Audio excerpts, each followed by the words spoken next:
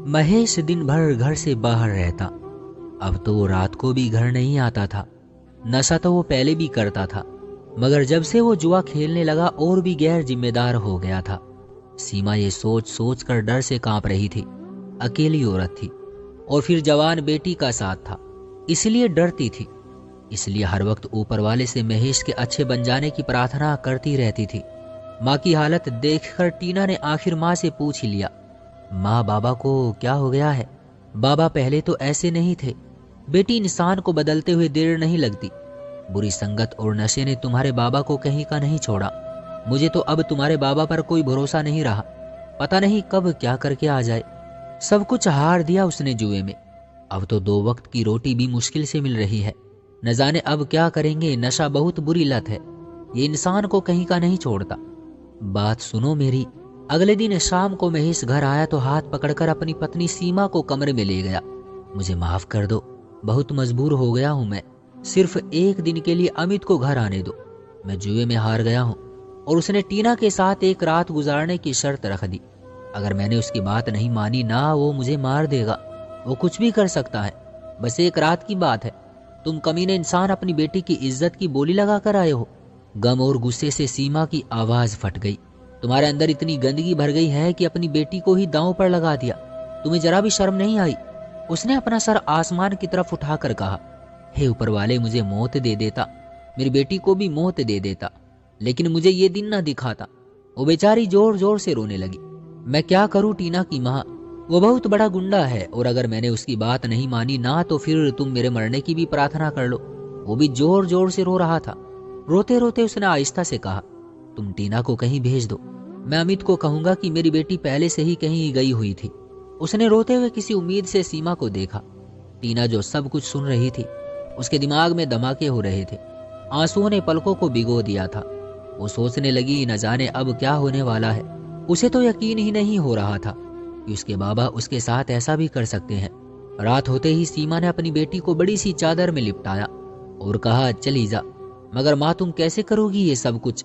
टीना ने पलटकर अपनी माँ से रोते हुए पूछा। मैंने कहा ना, तू जा बस, इससे पहले कि वो आदमी और तेरा बाप घर आ जाए। निकल जा यहाँ से, इस नर्क से।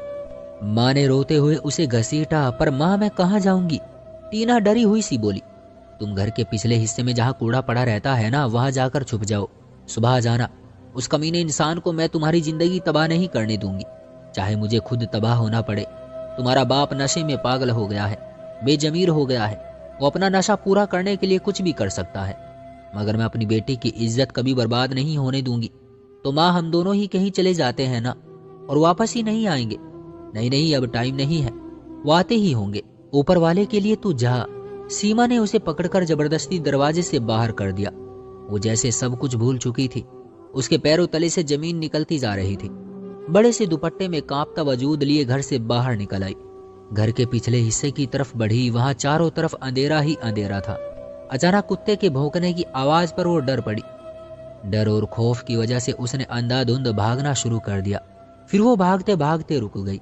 उफ मेरे भगवान, ये मैं कहाँ आ गई हूँ? उसने इधर उधर नजर दौड़ाई। भागते हुए उसे एहसास ही नहीं हुआ कि वो घर से कितनी दूर निकल आई। अचानक उसके दिल में अपने बाबा के लिए बहुत नफरत उमड़ आई। उसका बाप जुआरी और नशेड़ी था और जुआ खेलने के बदले में अपनी जवान बेटी की इज्जत दांव पर लगा आया था। क्या ऐसे होते हैं बाप? उसने रोते हुए ऊपर वाले से प्रार्थना की, हे ऊपर वाले, ऐसे लोगों को कभी बेटी ही न दे जिसे बेटियों की रक्षा ही ना करनी आती हो। वो बहुत गम में थी। पिता तो बेटियों की छांव होते हैं, रक्षक होते हैं, और टीना का पिता ही उसे अपने हाथों से उस दरिंदे के हवाले कर रहा था। आंसू थे कि टीना की आंखों से रुक ही नहीं रहे थे। वो एक जगह बैठकर जोर जोर से रोने लगी। वो हिचकियां ले लेकर रो रही थी। एकदम उसे अपनी माँ का ख्याल आया। उसकी माँ ने उसकी इज्जत के खातिर खुद की इज्जत की कुर्बानी दे दी। उसका दिल चाहा जमीन फट जाए और वो उसमें समा जाए। रात बढ़ती जा रही थी, मगर ट्रैफिक अभी तक जारी था। शोर मचाती बसें, धुआं उड़ाती ऑटो रिक्शे, तेज रफ्तार कारें। उसने चारों तरफ देखा। कहाँ जाए? क्या घर वापस जाकर वहीं कचरे के ढेर के पास बैठ जाए?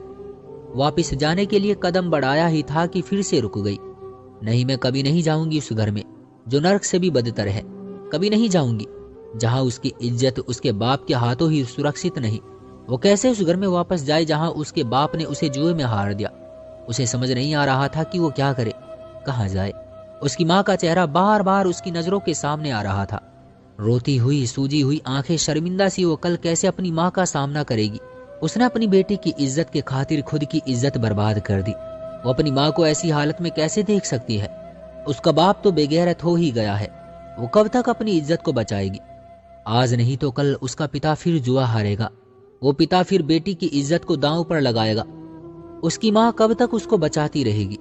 उसने उसी पल सोचा कि वो अपनी माँ को रोज रोज मरते नहीं देख सकती। क्या उसकी माँ रोज ही उसके बदले? नहीं नहीं, वो अपनी माँ को रोज रोज मरते नहीं देख सकती।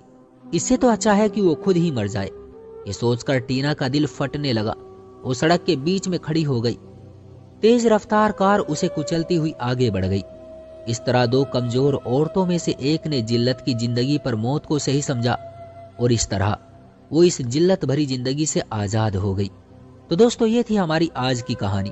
उम्मीद करते हैं कि आपको पसंद आई होगी। आपका क्या कहना है इस कहानी के बारे में, कमेंट करके हमें जरूर बताएं। वीडियो को लाइक करके चैनल को सब्सक्राइब कर लीजिए ताकि आने वाली वीडियो आपको तुरंत मिले। मुझे दीजिए अगली वीडियो तक इजाजत। तब तक के लिए धन्यवाद।